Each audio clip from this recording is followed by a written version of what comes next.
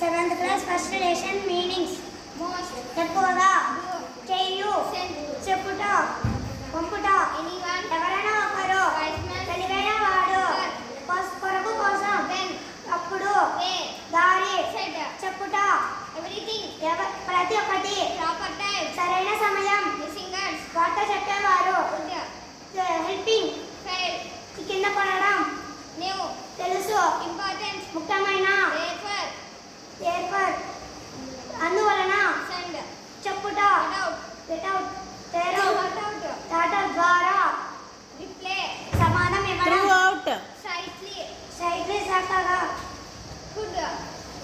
good, helping work, decided, నిర్ణయించుట, advance, ముందుగా, flourish, flourish, foolish,